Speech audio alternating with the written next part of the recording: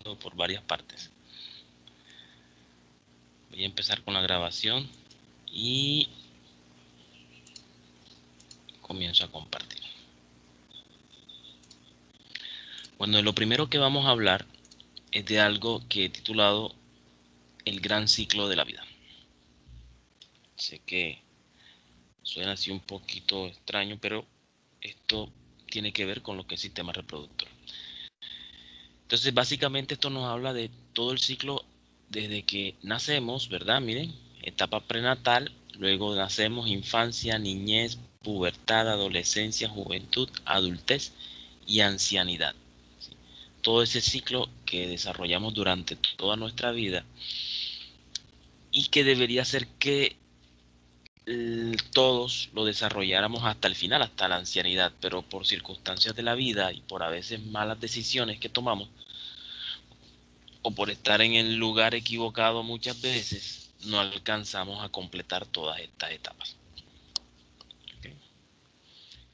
Esta es una reflexión, Salmo 139, versículo 16, que hace el rey David, algo que él miraba y decía, mi embrión vieron tus ojos, hablándole al Padre, a Dios Padre Todopoderoso, y le decía que, y en tu libro estaban escritas todas aquellas cosas que fueron luego formadas sin faltar una de ellas.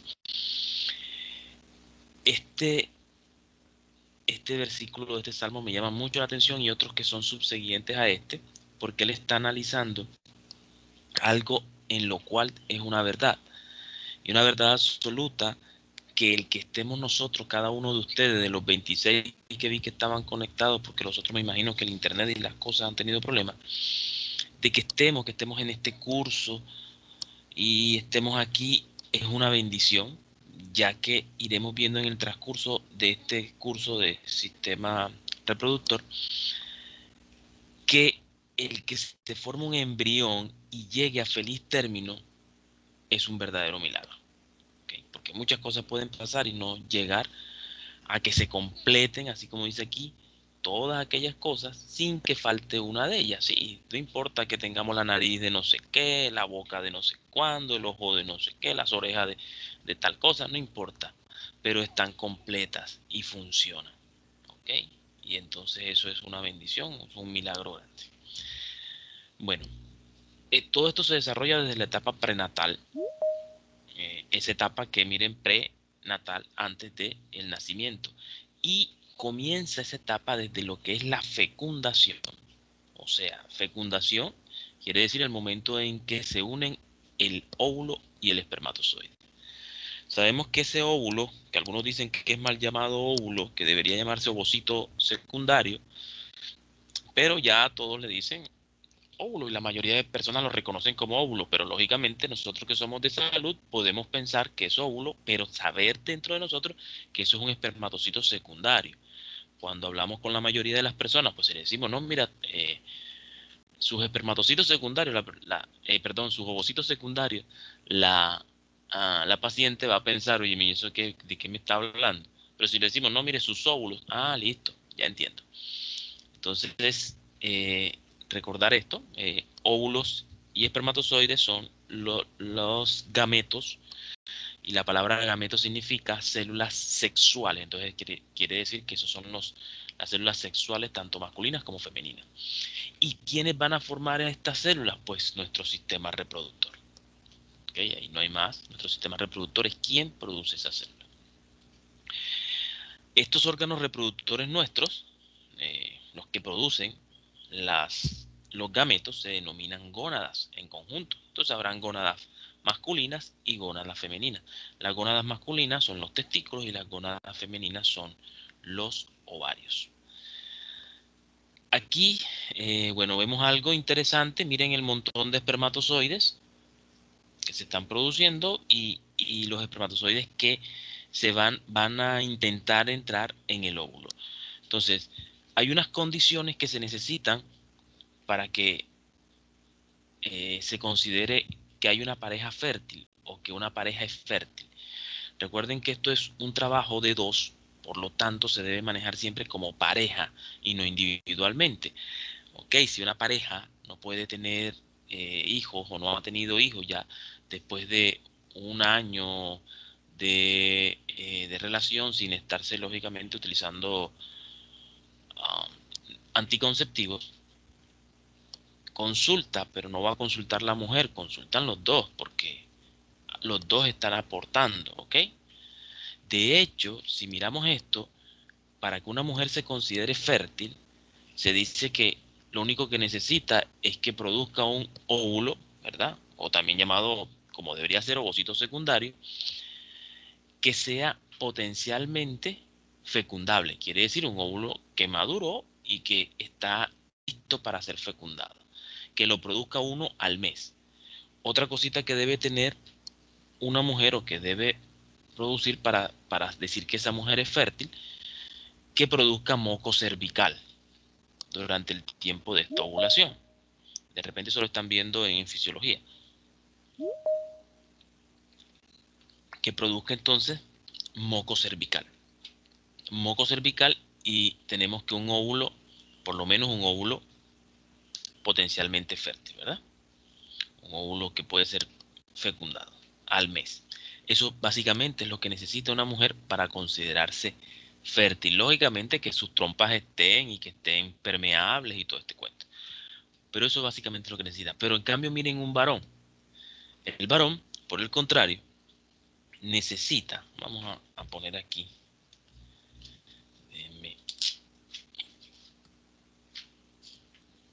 el varón, por el contrario,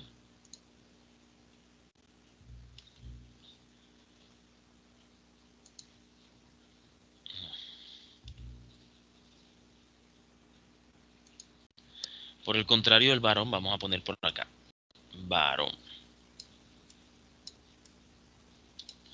Y en esta esquina vamos a poner mujer. Entonces ya dijimos que la hembra necesita un óvulo al mes.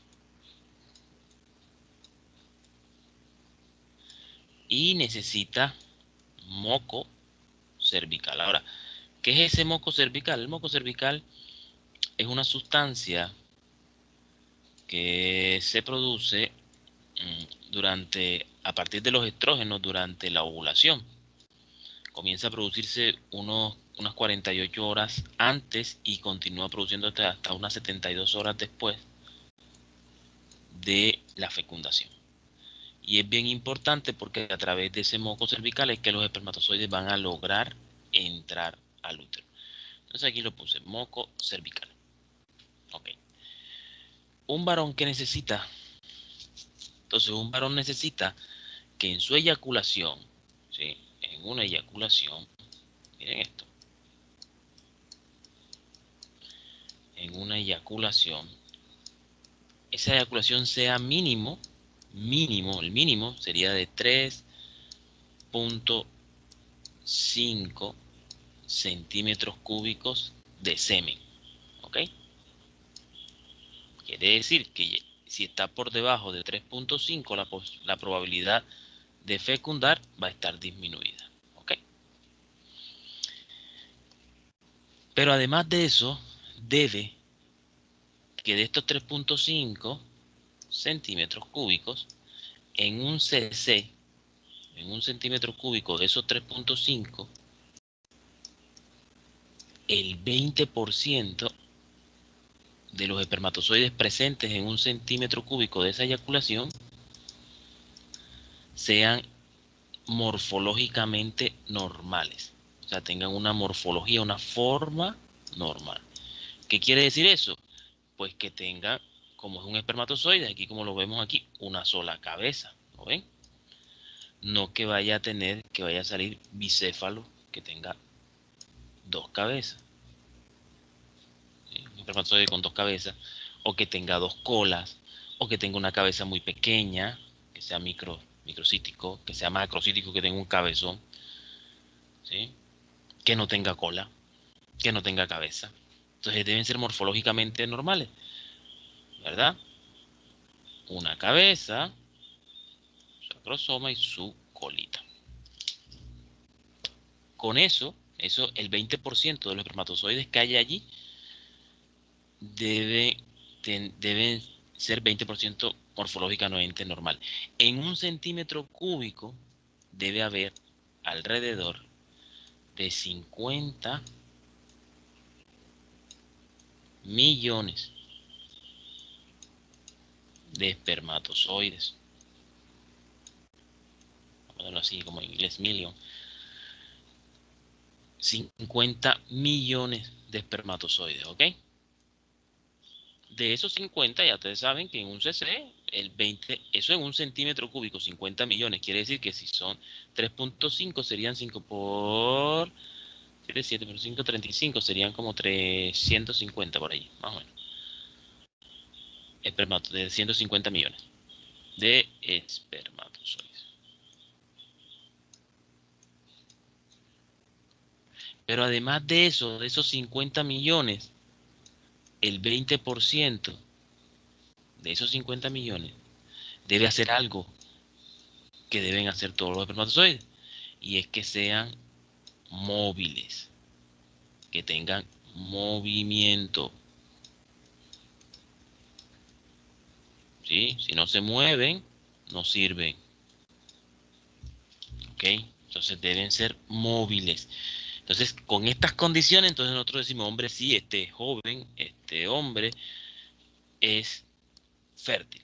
O sea, puede fecundar. Miren, y si vemos entonces las condiciones y comparamos entre hombre y mujer, pues lógicamente el hombre tiene más posibilidades de ser quien sea responsable en esa pareja fértil de no, eh, de no poder procrear porque tiene muchos más factores involucrados, ¿cierto? Eso está claro, ¿sí? Me confirman, por favor. Sí, profe. Ok, Sí, señor. bueno. Entonces ya saben, hay que sacarnos eso de la cabeza. El hombre dice a la mujer, no, que tú eres la culpable, ve tú. Recuerden que el hombre tiene más posibilidades. Ahora, la mujer también tiene su probabilidad, entonces hay que siempre tratar la pareja fértil. Ok, otra cosa interesante y que nos deja con los pelos de punta, como yo siempre digo, es que la embriología nos dice que el 99.9%, mira esto, 99.9% de las relaciones sexuales terminan en un embarazo. ¿Qué les parece ese número? ¿Mm?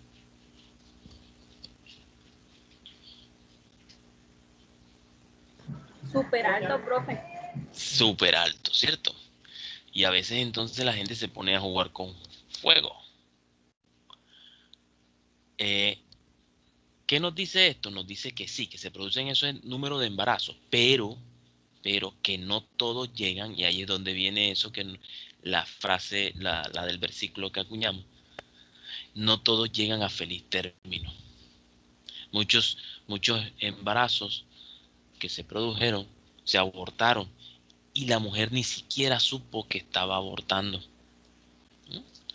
Entonces alguien dijo, no, sí, mira, a mí la menstruación siempre me viene fluida, pero esta vez me llegó con coágulo. Y bueno, de repente estabas haciendo un aborto.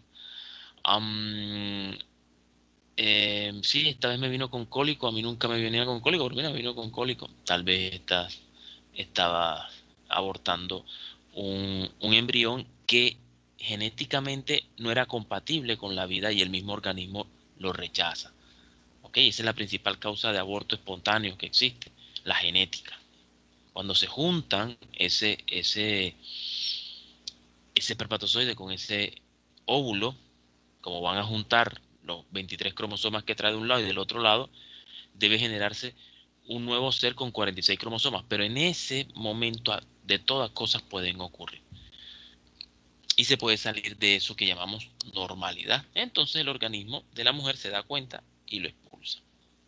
De hecho, hay también un síndrome que aparece sobre todo en las pacientes que tienen antecedentes de atopia, que tienen antecedentes en donde su mismo sistema inmune rechaza a ese óvulo fecundado y le envía anticuerpos para que los anticuerpos lo destruyan y lo expulsen.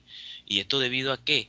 A que el, ese óvulo que se fecunda, a pesar de que él por fuera es ese óvulo, pero cuando se juntó con el espermatozoide dentro tiene ya otro contenido genético que es del hombre y que no pertenece al cuerpo de la mujer,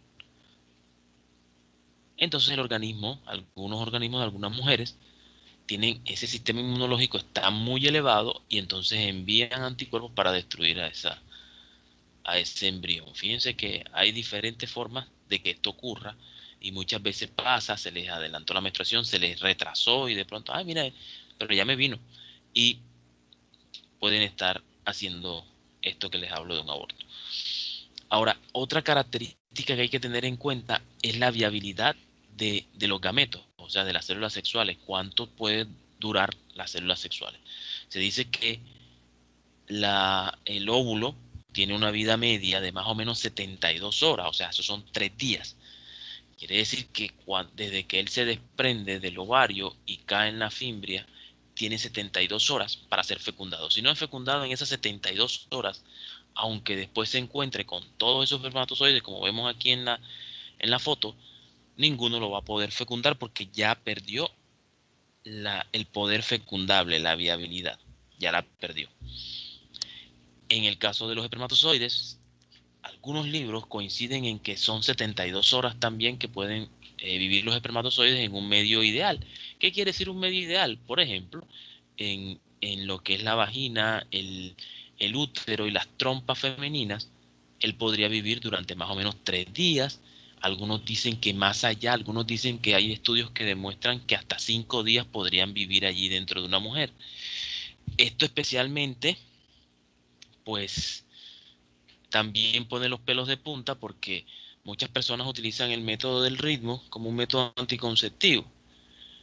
Yo generalmente cuando me dicen eso les digo, no, dele gracias a Dios. No, a mí me ha funcionado. Digo, bueno, listo, dele muchas gracias a Dios que le haya funcionado.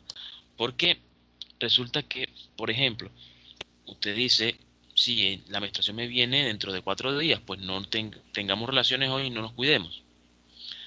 Pero resulta que tuvo las relaciones hoy y esa ovulación, lógicamente, ocurrió a los 4 días, pero resulta que los espermatozoides aún allí hay algunos que pueden estar vivos y apenas cae el óvulo, lo fecundan.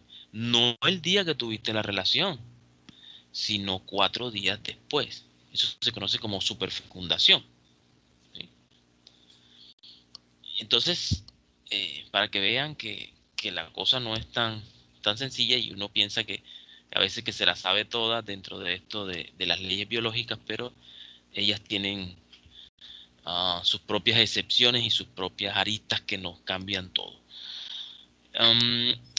Saber también, tenemos que también tener bien claro que, que la especie humana es unípara. Quiere decir eso que lo normal es que el ser humano la mujer produzca un óvulo y es fecundado, uno solo. Eso es lo normal. De hecho, los embarazos gemelares, que también se dan en la especie humana, pero no es lo normal, o sea, no es se, ustedes no lo encuentran dentro de embarazo normal. Si ustedes revisan un libro de obstetricia, no encuentran que en embarazo normal está el embarazo solamente un embarazo único, está allí, pero aparece el embarazo mm, gemelar, aparece dentro de una unidad, de la unidad o capítulo de lo que son las patologías, los embarazos patológicos. Y el primero que aparece es el embarazo gemelar. Ahora, es patológico porque se sale de la normalidad, pero no quiere decir que los productos que están allí van a ser anormales, ¿no? ¿Ok? Entonces, para tener eso también claro. ¿Ok? Entonces, tenemos que, eh, ya sabemos que es unípara, pero algunas veces se puede producir dos, dos ovulaciones, tres, puede ovular durante el mes. Una mujer puede ovular 3, 4 veces, también algunas mujeres lo hacen. De hecho, hay otras que utilizan inductores de la ovulación. Hay sustancias que ayudan a hacer que los óvulos se maduren mucho más rápido que la FSH, la hormona folículo-estimulante, haga maduración de varios óvulos y la LH produzca el desprendimiento de 2, 3, 4. Entonces, saber eso también. Por eso entonces en el embarazo gemelar, existe el embarazo gemelar, perdón, univitelino, aquel que es formado de un solo óvulo y se pueden formar, pero estos chicos sí salen igualitos, idénticos. Mismo sexo, misma nariz, mismos ojos, misma boca, todo igualito, porque son producto de un mismo espermatozoide con un óvulo, ¿ok? Con uno solo. Y lo que se produjo fue que durante la división celular, eh, la primera división no se dio en dos, ahorita veremos eso, sino que se da en cuatro, se da en el doble y así sucesivamente, y entonces se crean dos embriones. Mientras que que el otro embarazo gemelar, que es el bivitelino, que son óvulos diferentes, un óvulo que se produjo hoy y otro que se desprendió hoy y otro que se desprendió a los 4 o 5 días. Entonces, estos son diferentes, son los que vulgarmente se conocen como mellos, que no se parecen, no son iguales, de hecho pueden salir de diferentes sexos, no son iguales, se parecen como se parecen los hermanos, así como se parece un hermano, como usted se parece a su hermano que tiene ciertos rasgos, pero no son idénticos. ¿Okay? Eso también lo veremos cuando veamos lo del sistema reproductor femenino. Entonces, pero para irlo entendiendo desde ya, desde dónde parte. Otra cosa importante es que hay que sacarnos el mito de que un embarazo gemelar univitelino, o sea, ese de que hablamos, se produce porque entran dos espermatozoides al mismo óvulo. No puede ocurrir que entren dos espermatozoides al mismo óvulo. ¿Listo? Porque en, aquí en el acrosoma, que es esto que tenemos aquí, el espermatozoide en el acrosoma, cuando él ingresa y se desprende la cola, ahí se libera una sustancia. Y esa sustancia hace que el óvulo um, se circunscriba de esa sustancia y crea lo que se conoce como membrana de la fecundación. Esta membrana de la fecundación impide que otros espermatozoides logren entrar. Eso no se da en horas, en minutos, eso se da en microsegundos. Esa sustancia se libera y apenas entra el primer espermatozoide que entre, libera esa sustancia y se produce la membrana de la ovulación y ya los demás no pueden entrar, no pueden entrar. ¿Qué es lo que le dicen aquí? Si usted lee las pancartas, aquí dice igualdad para todos, queremos entrar, ¿sí? Abajo la discriminación, porque él sí puede. Y aquí él le hace un gesto con su mano, ¿verdad? El espermatozoide. Esto para indicarnos que solo un espermatozoide puede ingresar. Quiere decir que de nosotros, de cada uno de nosotros fuimos ese espermatozoide que logró llegar y logró fecundar al óvulo, que no es tan fácil, es una odisea lograr hacerlo. Bueno, aquí tenemos lo que es el útero como tal. Aquí tenemos nuestro sistema reproductor femenino. Aquí tenemos el útero y aquí tenemos la trompa de falopio, ¿verdad? Y esa trompa, la podemos dividir. Ella tiene unas porciones, unas partes, pero a grosso modo se divide en 3 tercios. Entonces habría un tercio que se llama tercio externo, o sea, se divide en 3 partes, tercio externo lateral o tercio distal también se conoce, tercio medio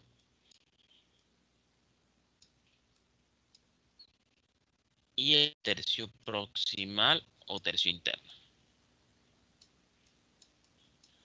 Ahora, si aquí en este epitelio de las trompas se van a encontrar unos cilios, es un epitelio cilíndrico ciliado.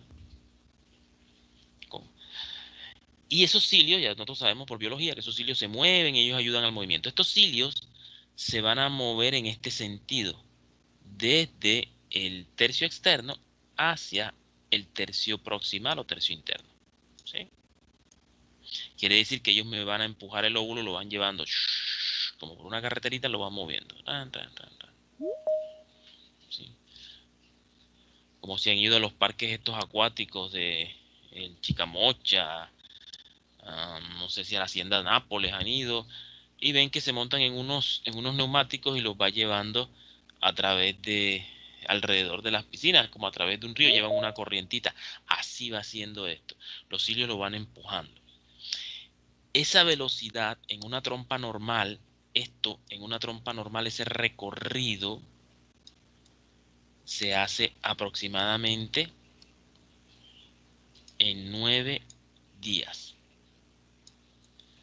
Si nosotros tomamos ese número 9 y lo dividimos entre 3, quiere decir que en el tercio externo dura 3 días, en el tercio medio dura 3 días y en el tercio distal dura 3 días también. Eso me daría 9 días, ¿verdad? ¿Se acuerdan de la viabilidad del óvulo? Decía que el óvulo es potencialmente fecundable hasta el tercer día, 72 horas, que ya después ya no es fecundable. Y eso es lo que me explica por qué los libros me dicen que la fecundación ocurre en el tercio externo o tercio distal de la trompa de falopio. ¿Sí ven? No lo aprendimos, sino que lo comprendimos. Tiene una velocidad. Y eso también me dice algo. Me dice que si una mujer tiene unas trompas que están obstruidas, ¿sí? Que el óvulo no se va a mover tan rápido, los 9 días de pronto lo completa. Por ejemplo, vamos a poner un ejemplo aquí. Los 9 días la agarraron aquí en esta zona. Y ya está fecundado ese óvulo. Pero aquí completó los 9 días porque el trayecto ha sido lento, porque las trompas están obstruidas, por ejemplo, por infecciones, por una salpingitis que tuvo y están obstruidas, no son unas trompas así como una autopista, sino que entonces aquí se le completaron los 9 días. Adivinen qué, que cuando se completan los 9 días, este óvulo fecundado dice, bueno, es hora de implantarse y comienza a implantarse. Y entonces se van a producir unos implantes de un embarazo que no se está implantando donde debe ser, que es en el útero, ¿verdad? No se está implantando en el útero. ¿Ok? Entonces a eso se le da el nombre de embarazo ectópico. En este caso es un embarazo ectópico tubárico porque está en la tuba, como usted le quiera decir. ¿Sí? Ha escuchado hablar de ellos, ¿verdad? De los embarazos ectópicos. Lógicamente, la trompa no está diseñada para albergar a un óvulo fecundado, porque ella tiene un diseño es de un oviducto. Ella lo que me hace es comunicar o transportar ese óvulo hasta el útero, que es quien está diseñado para que se anide allí o se implante un óvulo fecundado. Entonces, al empezar a crecer, a aumentar de tamaño ese óvulo, la trompa llegará a un momento en que ya no puede crecer más y se rompe y genera todo eso que ustedes conocen de que produce un embarazo ectópico, como son las hemorragias, ese tipo de hemorragias que pueden... El producto tiene mal pronóstico, el embrión tiene mal pronóstico y el pronóstico de la madre es reservado si ya está sangrando, porque la trompa está irrigada tanto por la arteria uterina, tiene una irrigación de, de esa arteria, de la arteria uterina, que es rama de la hipogástrica, que es rama de la ilíaca, y que de la ilíaca, la hipogástrica o ilíaca interna es rama de la ilíaca y esta a su vez rama de la aorta abdominal, así que el sangrado es un sangrado abundante. Entonces, si no se actúa a tiempo, puede morir, ¿verdad? Por un shock hipovolémico causado por una hemorragia de esta. Si se logra encontrar a tiempo, y eso es bueno porque para eso es la promoción de la salud, para prevenir, entonces el famoso PIP, promoción y prevención.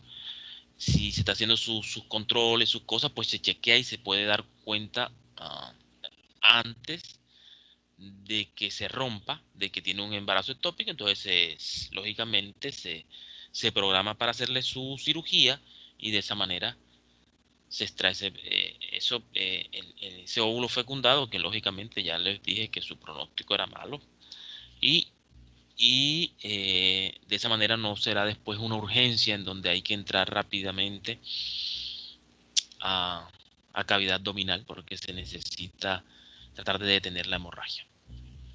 Ok, entonces eso más o menos es lo que ocurre. Aquí vemos como un óvulo después que se fecunda primero da 2 células, por eso yo les dividí aquí. Si ustedes ven, yo le coloqué que la primera división son 2 células. Eso es lo normal, el primer día. El segundo día lo duplican, 4. El tercer día 8, luego 16, 32, 64, 128, 256 y así sucesivamente. Todos los días se duplica. Ahora, en un embarazo gemelar, luego veremos, cuando estemos viendo el sistema reproductor femenino como tal, que en el primer día no se divide en 2, sino que inmediatamente se divide en 4. Y ya entonces, miren, se va formando 2 embriones. La etapa prenatal tiene 3 periodos. Tiene el periodo cigótico.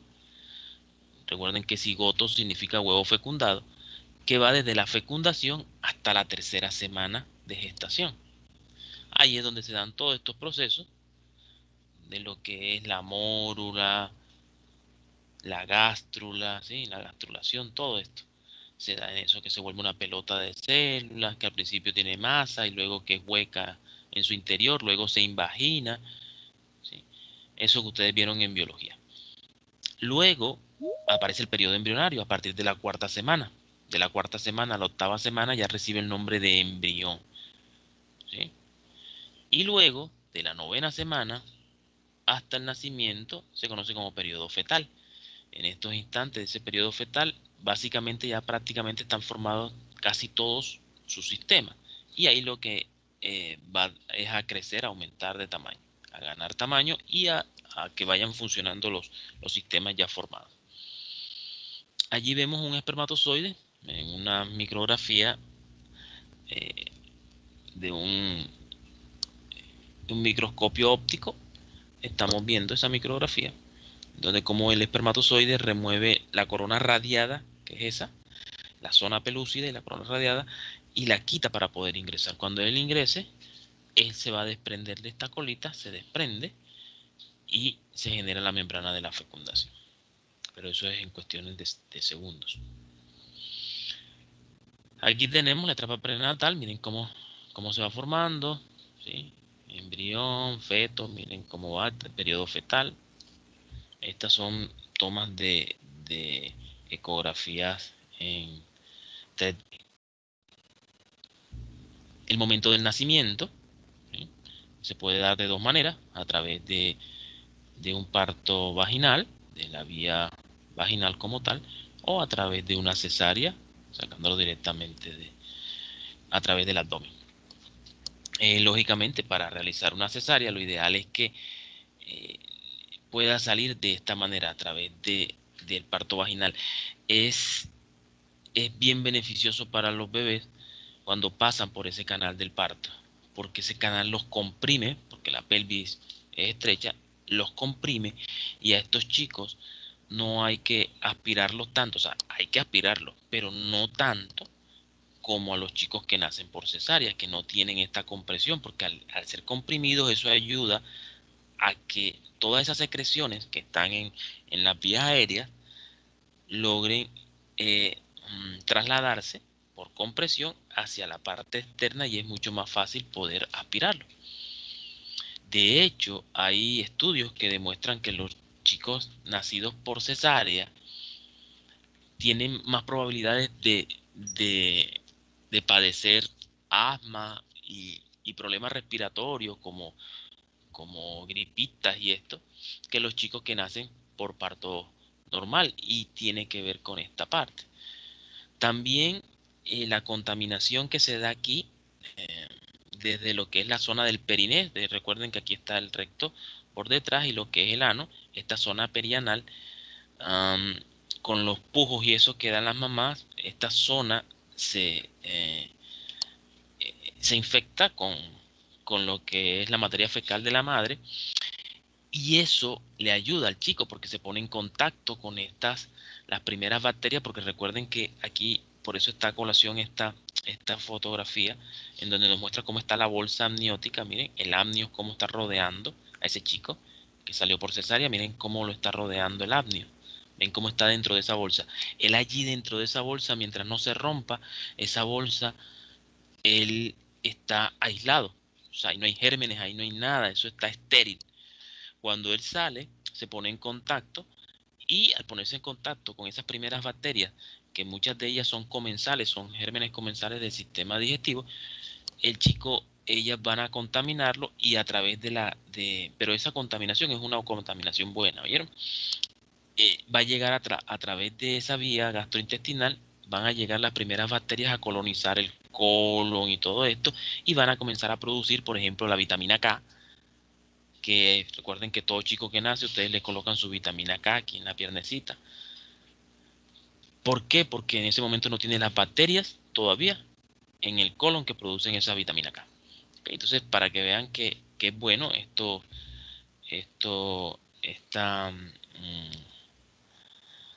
ponerse en contacto con todos estos gérmenes. Y otra vez tenemos al rey David, mismo salmo, pero en el verso 6 dice que tal conocimiento es demasiado maravilloso para mí, alto es, pues viene de lo alto, y él no lo puede comprender, entonces le quedaba muy difícil y en esa época pues todavía la ciencia no había avanzado tanto, hoy en día pues podemos comprenderlo un poco más, pero sigue dejándonos asombrados. Yo cada vez que veo, reviso todo esto, digo verdaderamente que es un milagro de Dios que nos entreguen a un chiquilín así, o que a nosotros nos entregaron así a nuestra madre. Mire, aquí está.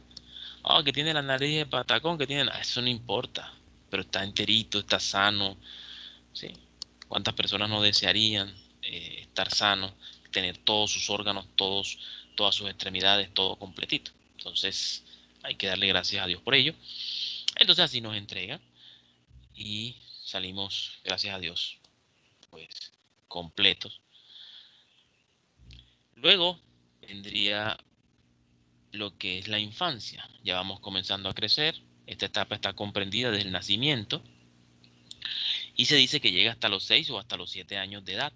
Aquí el chico comienza a... Recuerden que la primera parte después del nacimiento comienza la lactancia, y esa lactancia materna, el niño crea un vínculo con la madre y piensa que la madre es suya y sus mamas son sus objetos que le brindan placer, además de la alimentación. Las mamás lo mal acostumbran también, porque un chico que tenga una buena succión, un reflejo de succión bueno, toma una mama bien cargada y a lo que son que será en unos 10 a 15 minutos ya deja seca una mama, ya colóquesela en la otra. 10, 15 minutos más y fuera, y quítese ese pelado de allí, porque es lo que va a quedar allí jugando con sus pezones, los cuales se le van a cuartear por la saliva, por la tialina que hay allí en la saliva del bebé, y se va a llenar también de gases el chiquilín, y va a acostumbrarse a eso, a estar allí teniendo la mama como un juguete. Muchos de ustedes ven cómo la mamá se lo pone ahí, ese pelado una hora y el pelado pegado ahí. Ya él no está tomando nada, porque vuelvo y Profe, de repito, ahí un donde chico con... viene, donde la mamá le produce mastitis. Pero la mastitis se produce por el contrario, la mastitis se produce cuando la mamá no amamanta. La producción de leche materna aumenta el volumen de las mamas, y como no sale esa leche, sigue aumentando y siguen creciendo las mamas, y llega un momento que esa presión genera un dolor, una molestia.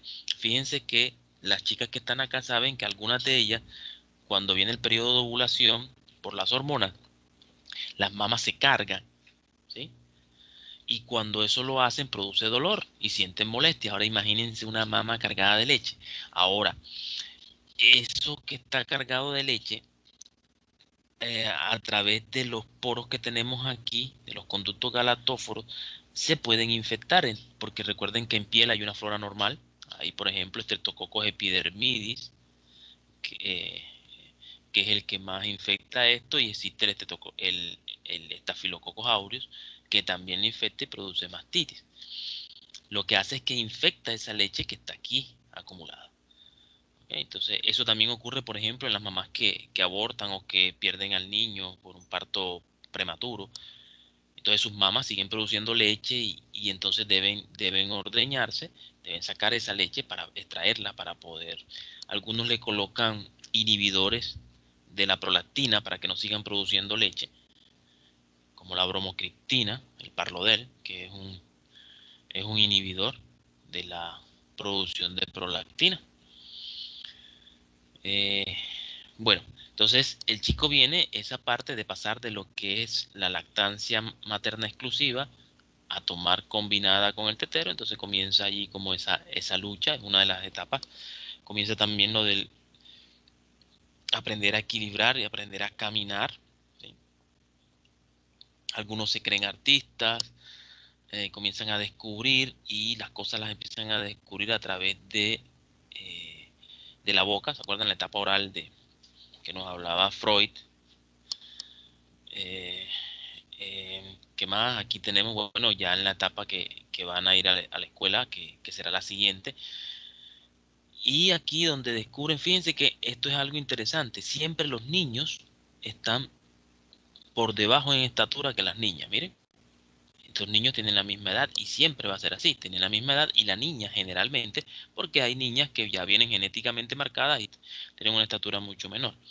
Pero generalmente las niñas durante estas etapas, antes de la pubertad, son más altas que los chicos. Miren lo que no es mentira. Y aquí están jugando, mirándose sus genitales, descubriéndose. ¿Ok? Pasamos a la parte de la niñez, ya entonces de los 6 a los 12 años. Va el niño a la escuela, comienza la convivencia con otros seres de su misma edad. También se conoce como periodo de latencia. Ahí comienza a desarrollar lo que es la memoria, el razonamiento. Desarrolla funciones afectivas y sociales, como estos chicos. Miren, una niña morena con dos chicos rubios, ¿verdad? Sin necesidad de estar pensando en que ella es morena o algo, no. Ellos están desarrollando sus funciones sociales. Luego nosotros somos los que, a partir de nuestros mismos prejuicios, se los pasamos a nuestros hijos. Y entonces, de pronto la mamá de estos chicos les van a decir después: no te juntes con estos niños, con ese color y tal. Y después entonces ellos aprenderían eso. Pero mientras tanto ellos no aprenden eso hasta que los adultos se lo enseñemos, porque si no, ellos vivirían así como debe ser. Todos, no importa el color de la raza, ¿sí? El color de la piel, la raza que eres, eso no importa. Los estratos, si eres estrato alto, eres estrato bajo, todos somos seres humanos igual. Bueno, y comenzamos aquí el descubrimiento, que es la alegría, y comienza también la competencia. Recuerden que esto, miren este chico, cómo está como casi que enojado, está que se levanta y le entra a golpes al otro, ¿sí? Porque lo tienen jaque mate. Comienza entonces el razonamiento. Miren cómo está razonando esta chiquilla que está aquí. Está pensando y dirá: ¿qué pasa en el mundo? ¿De dónde salió ese COVID? ¿Qué es lo que ha pasado? Está pensando. Pasamos a la etapa de la pubertad, que está comprendida entre los 8 y los 14 años en las niñas y los 9 y los 15 años en los niños. Estas etapas se han ido corriendo, ¿verdad? Han ido desplazándose hacia abajo, o sea, nos acercamos cada vez a que la pubertad sea más temprana. Existen varias teorías acerca de eso. Nos dicen que es porque nos bombardean con muchas imágenes sexuales en la televisión, por todos los medios, por todas las redes sociales, y eso hace que nuestro cerebro, bombardeado por eso, pues comienza a tener estas imágenes, y entonces comienza a padecer la pubertad antes de tiempo. También se dice que es debido hay algunas otras teorías que debido al abuso sexual, que es bastante común, frecuente. ¿Oyeron? Es bastante frecuente el abuso sexual de niños. Y gracias a Dios hay unos mecanismos que no sé si de pronto ustedes los conocen, los han visto, que son los mecanismos de defensa del yo. Y gracias a esos mecanismos de defensa, eso lo guardan allá en el inconsciente. Y esos chicos no recuerdan más eso durante toda su vida, gracias a Dios. A otros, pues crecen con ello, o eventos que les, que les producen esa misma sensación de pánico que sintieron cuando estaban siendo abusados, hace que eso venga a la parte del inconsciente al consciente, y comienzan a tener todo tipo de problemas, depresión, todo este cuento. Ok, entonces, para que sepan, entonces, cuando los chicos son abusados sexualmente, son manipulados, son manoseados, esa, esa manipulación que les hacen de sus órganos sexuales. ¿Recuerdan cuando vieron sistema nervioso? Que el sistema nervioso se trabaja, ¿se acuerdan? Con lo que era estímulo-respuesta. A todo estímulo hay una respuesta. Entonces, cuando estimulan los órganos genitales, el niño, bueno, sí, el niño en común, tanto varón como hembra, eso es captado por receptores y es llevado al cerebro. Y el cerebro interpreta que, óyeme, ya se está dando lo que es el contacto sexual y nosotros todavía no hemos adquirido, o sea, está hablando del cuerpo. El cerebro piensa así, dice, no hemos adquirido la madurez sexual. Entonces dice, epa, vamos a ponernos pilas y entonces le dice al sistema endocrino, hey, dispara las hormonas que se nos adelantaron y entonces vamos a darle. Y comienza entonces a disparar las hormonas y entonces usted ve que la niña comienza como, o el niño se desarrolla más tempranamente. ¿Ok? Entonces, esas son teorías de que debido a esto, hay otras teorías que debido a la alimentación y el uso de algunos químicos para los alimentos, tanto en la producción de proteínas animales como de proteínas vegetales, y que eso también altera el sistema endocrino. Listo. En esta etapa ocurren cambios físicos en el organismo que lo hacen capaz de reproducirse sexualmente. Y entonces eso hablamos de madurez sexual.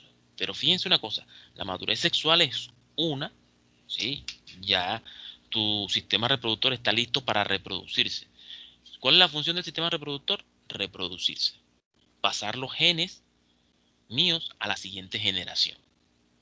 Recuerden que cuando pasamos los genes a una generación que sigue, le pasamos todo lo nuestro y todo lo que aprendimos, todo lo que traemos de nuestros ancestros y todo lo que nosotros pudimos aprender durante el transcurso de nuestra vida se lo heredamos a nuestros hijos a través de nuestros genes. Por eso entonces que usted ve, oye, esos chicos saben y ya nacen que saben prender un televisor, claro, porque es que eso va heredado, eso va ahí también en la célula. Entonces eso cada vez va a ser así, va a ser eh, chicos que nacerán con muchas más habilidades porque se las vamos heredando nosotros. Lo que nosotros aprendemos se lo vamos heredando. Bueno, otra cosita, aquí entonces hay maduración sexual, pero no hay madurez psíquica todavía. Una cosa es la madurez sexual, que sí, están listos los órganos, pero la otra es la parte psíquica que se debe madurar, que es cuando usted dice, no, si están listos los órganos sexuales para reproducirse. Ya el sistema reproductor quiere, es más, él va a querer todo el tiempo reproducirse. Pero entonces usted tiene adquirido esa parte que se denomina madurez psíquica o madurez mental, y entonces usted es capaz de discernir y de, no, ven acá, una cosa es que quiera y otra cosa es que lo haga. Entonces usted dice, no, no, aunque el sistema reproductor me diga que debo reproducirme, yo no, ahora yo no quiero reproducirme, yo estoy estudiando y que va a reproducirme ni que nada de eso. Después todos mis metas, todo mi proyecto de vida cambia. Sí quiero tener hijos, pero todavía no es el momento. Hay otros momentos más ideales cuando yo pueda, ¿verdad? Eh, a mi hijo brindarle todo, entonces, y no tener que depender de alguien y vivir toda una vida amarrado a alguien porque, porque, por mi hijo, porque para que le brinden, le den el estudio, le den la alimentación, la recreación, entonces me toca aguantarme a este señor, al papá, ¿sí? Esas cositas así que no deberían ser. Entonces usted debe esperar y ahorita miraremos cuál es la etapa ideal para tener un bebé. Ahora, aquellos que ya no lo han podido hacer, que no tuvieron esta charla antes, pues, y ya tuvieron su bebé, pues eso nos indica de que a ellos les va a costar más, ¿sí? Es más difícil, y ustedes lo saben, que hacerlo sin tener una responsabilidad tan grande como es un ser vivo que estamos criando. Entonces, estudiar y realizar todas las demás labores sin esa responsabilidad tan grande es mucho más sencillo. Pero cuando ya se hizo, ni modo, hay que aceptar la responsabilidad y hay que darle, va a ser más difícil, pero también se puede. ¿Ok? Entonces estos cambios que se dan profundos afectan a la mayoría. Entonces se producen lo que son los cambios de humor, se producen que son más irritables los chicos, son más sensibles, no les puedo hablar mucho, entonces por todo se enojan y por todo, algunos lloran, gritan. Y fíjense acá, todavía siguen siendo las niñas más altas que los chicos. ¿Ok? Entonces aparecen los órganos sexuales secundarios, ¿verdad? La aparición del acné, tanto en niños como en niñas. En los niños aparece lo que es el bigote, la barba, lo que es el pelo en la cara. El cartílago cricoide se coloca más grueso, ¿sí? Lo que es la nuez o manzana de Adán. Eh, el vello axilar aparece en ambos. Las mamas, la telarquía, la aparición de las mamas. En las mujeres, pues se desarrollan los órganos sexuales internos y aparición de la menstruación, la menarquia, la primera menstruación, el vello púbico en ambos, y en los chicos, crecimiento del pene y testículos, lógicamente con sus bolsas escrotales, la aparición del vello púbico y también el desarrollo de los espermatozoides, ¿verdad? Lo que ya la producción y las poluciones nocturnas que se dan. La pubertad es una etapa de cambios, como hemos dicho. Miren allí una niña que siempre se está midiendo, el chico que le salen 3 vellitos ahí en el pecho y está feliz y contento, pero ella también tiene, dentro de esto que se produce, oye, qué chévere la pubertad, mira, me están saliendo vellitos, pero resulta que también salen granos. Entonces empezamos a ver, mira,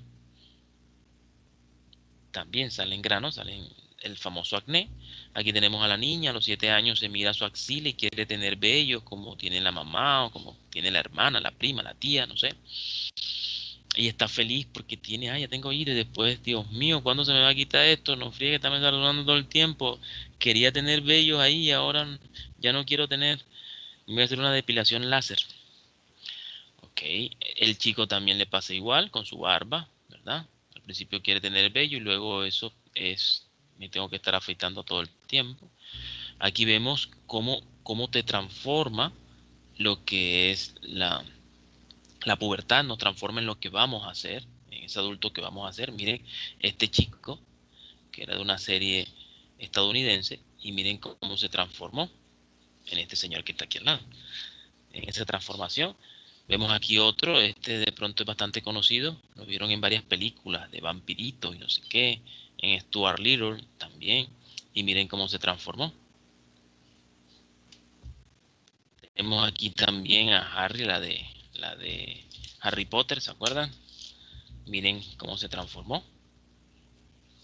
Y la transformación más espeluznante ha sido la de Dora la exploradora, que miren en lo que se transformó después de la pubertad.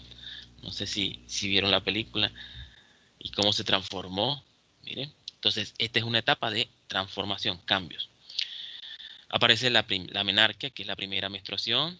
Mira, de repente siente molestias y no sabe si es hambre, si es que tiene, entonces decide comer algo y miren cómo manchó el sillón, porque ella aparece de una manera súbita. La mamá llega, y entonces ella está toda penada y le dice, mamá, la mamá me dolía el estómago, mi espalda, después de un rato vi, había manchado el mueble. No fue mi intención, se siente apenada, se siente avergonzada, pero la mamá, no, tranquila, y le explica todo esto sobre la menstruación y ta, ta, ta, ta. Bueno, eso no generalmente ocurre así. Hay mamás que de repente todavía te regañan, te dicen un montón de cosas, pero ah, lo ideal sería eso. Y esto es un ciclo menstrual, una locura completa, y se los traje así de esta manera porque es que eso es un ciclo menstrual. Los ciclos menstrual del libro nos dicen que el ciclo menstrual se inicia el primer día de la menstruación, que dura aproximadamente 28 días en promedio, y que a la mitad del ciclo, en el día 14, se produce la ovulación. Eso es del libro, la teoría. Pero resulta que todo eso puede cambiar si hacemos ejercicio o no. O sea, eso se llama estrés físico. Por eso las deportistas, las jugadoras de fútbol, las que hacen deporte extremo, ellas generalmente hacen lo que se denomina amenorrea, hacen ciclos sin menstruaciones, porque ese mismo estrés físico les produce eso. Por ejemplo, el estrés psíquico también, cuando hay chicas que de repente en la universidad cuando tienen un examen, de esos exámenes que son así, de asignaturas que son difíciles, y que generan cierta tensión psíquica. Entonces, cuando están en esa semana que van a ver esos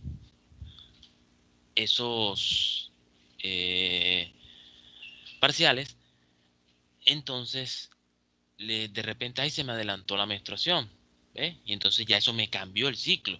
Y ese ciclo no duró 28 y la ovulación entonces tampoco. El frío, el calor, la altitud no es lo mismo que estés aquí en Barranquilla a 100 metros sobre el nivel del mar a que estés, por ejemplo, en Bogotá a 2600 metros sobre el nivel del mar. Entonces eso puede cambiar también la ovulación. Así que por eso es que no es confiable lo de el método del ritmo, ¿ok? Hay que eso tenerlo bastante presente. La adolescencia es una etapa en donde siguen esos cambios, cambios biológicos de todo tipo. Va desde los 15 a los 18 años, hay lo que son las influencias culturales, se da el desarrollo social, lo que es la familia y mis amigos que los veo como una familia. Miren ahí esa familia. Todos son amigos solamente, no son familia, pero tienen algunos rasgos en común y no solo rasgos físicos, porque ella, mira, no parece aquí, pero hay de la manera que piensan, los gustos, todo eso tienen unos rasgos que son comunes y entonces se crean lo que son los grupos. Aquí comienzan también los problemas con los padres, con los adultos. Miren, yo me voy para Cartagena y tal, porque ya están abiertas las playas. Bueno, ya las cerraron, pero estaban abiertas las playas el fin de semana pasado. Me voy para allá con los amigos y me quedo allá. No, no vas a ir. Y entonces se enojan y todo eso, no lo comprenden, no lo entienden. Luego, cuando alcanzamos la madurez, ahí sí nos damos cuenta, oye, menos mal, mira, que me cuidaron mis papás. Aquí está la otra cara de la adolescencia que no queremos. Miren, un par de chicos. Ella le está mostrando una prueba de embarazo, con- donde hay dos rayitas que se colorearon. ¿Sí? Y miren cómo el chico esconde su cabeza y ve su proyecto de vida como tambalea. ¿Ok? Embarazo en la adolescencia. Como dice la propaganda, niños cuidando niños, niños criando niños.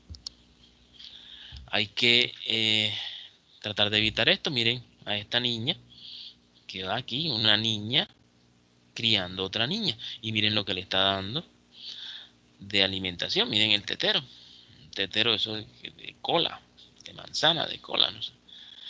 Esta niña terminará así como el señor que va aquí detrás, con todos los problemas que trae la obesidad a todos los sistemas. Entonces, niña, cuidando niña, aquí vemos una niña, la madre más joven del mundo, eso fue como del año 70 y pico. Se encuentra 5 años en Perú, la niña más joven del mundo, miren, lógicamente producto de abuso, ¿verdad?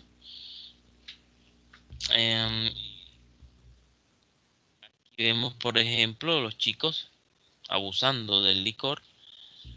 Ahí está nuestro amigo Justin Bieber, ¿verdad?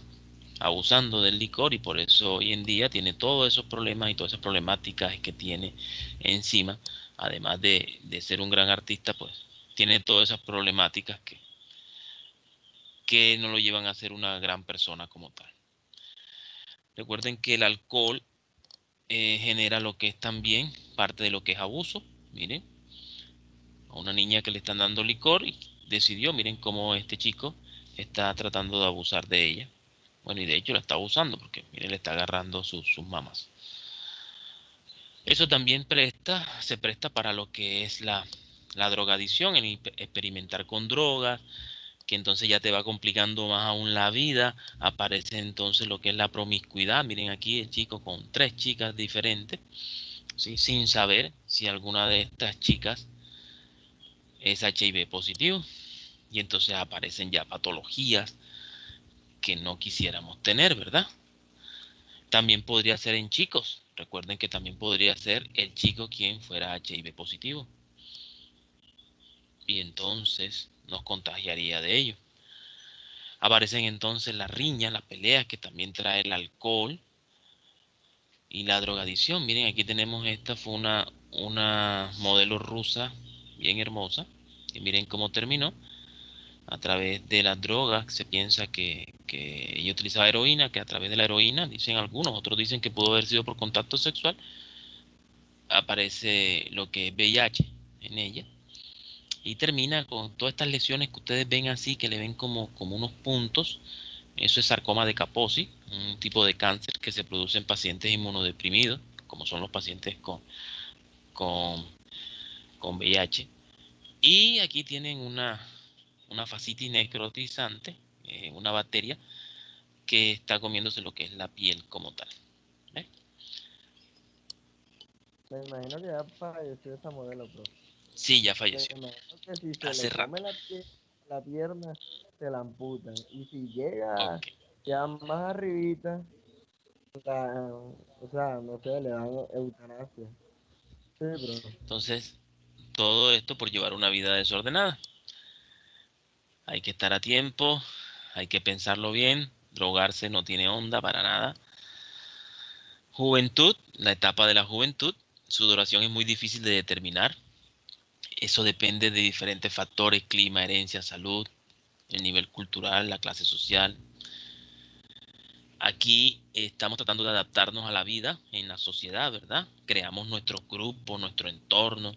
Ahora somos más compenetrados, tratamos de ayudar a la sociedad y empezamos a como tratar de alcanzar ese equilibrio para la siguiente etapa. Tratamos de ayudar, formar nuestros grupos y ayudar y protestar, ir en contra de las leyes preestablecidas, tratar de hacer cambios a nivel social, ¿sí? Miren, hay diferentes grupos de paz, de no sé qué, deporte, a través del deporte, a través de también qué pinta Dios en tu vida, ¿verdad? Empezamos a buscar a ese Dios maravilloso. Ayudamos a otras personas haciendo trabajo comunitario, ¿sí? Y luego aparece la etapa de la adultez. Esa adultez, en esta etapa el individuo alcanza su plenitud física y psicológica. Quiere decir que aquí en esta etapa alcanzamos lo que es esa madurez psíquica, ¿eh? De igual manera ya tenemos una personalidad establecida y un carácter. Bueno, la mayoría de personas, hay algunos que no friegue, llegan a los 40, 50, 60 y todavía no han alcanzado esa madurez. Eh, Estamos adaptados ya a la vida social. Es la entrada definitiva en lo que es la vida familiar y profesional. Ya somos profesionales, eso más o menos se da a los 25 años, ya más o menos entre 25 y 26 años, ya usted es profesional en algo, en lo que sea, que estudió, que tal, ya está trabajando, tiene un trabajo estable. Es la etapa de mayor rendimiento, tanto biológico como psíquico, ¿sí? Y entonces este es el momento ideal para formar una familia, ¿verdad? Y para traer un nuevo ser al mundo, para poder brindarle todas las condiciones que se merece. Ese es el momento ideal. Ahí estamos, sí, ocupados con nuestro trabajo, creando cosas y todo este cuento, pero es el momento ideal. Y la última etapa, que es la ancianidad, miren ahí ese par de viejitos, etapa final de la vida, y se caracteriza por la creciente disminución de las fuerzas físicas y la actividad mental. La persona en esta etapa va perdiendo interés por las cosas de la vida, de lo que es el presente, y comienza a vivir en función del pasado, ¿ves? Y entonces recuerda muchas cosas y te enseña muchas cosas. Con estas personas podemos dialogar y aprender porque ya ellos vivieron. Entonces de ahí tomar algunos parámetros que nos van a servir para nuestra vida. Ya ellos pasaron por muchas cosas de las que estamos pasando nosotros. Entonces, um, ven esa tranquilidad que brinda para algunas personas la ancianidad. Entonces ellos también tienen sus grupos y están felices, y hay que dejarlos estar en sus grupos con sus nietos, ¿sí? Con su familia, con sus mascotas. No queremos esta manera de donde no están matando el tiempo, sino que el tiempo los mata a ellos. Esa es la cara de la ancianidad que no queremos, dejar a nuestros ancianos solos, sino siempre estar con ellos, brindarles, escucharlos. Es fantástico todas las enseñanzas que ellos tienen. Eso no, es muy chévere hablar con ellos, de verdad que sí. Cuando puedan, si no lo han hecho, háganlo y se darán cuenta de lo hermoso que es, de lo gratificante que es hablar con ellos, lo que nos pueden, todo lo que nos pueden enseñar. Y aquí, bueno, ya esta es nuestra última diapositiva. Este es algo bien interesante que nos dice San Agustín de Hipona, que la soberbia no es grandeza, sino hinchazón. Y según lo que nosotros conocemos en salud, todo lo que está hinchado parece grande, pero no es sano. Y esto es en colación de que, aunque sepas mucho, debes evitar creerte más que los demás, porque ya sería que te estás haciendo, te estás hinchando. Y aunque parezca que eres grande, en realidad eres algo anormal, ¿verdad? Entonces, es para eso que nunca nos creamos más que nadie, todos somos iguales. Algunos saben un poquito más que otros de algunas cosas y otros saben más que esa persona de otras cosas. Así funciona nuestro mundo. Bueno, chicos, entonces este fue nuestra presentación del día de hoy. Esto es un abrebocas para lo que viene, que es el resto de la anatomía del sistema reproductor, que el día de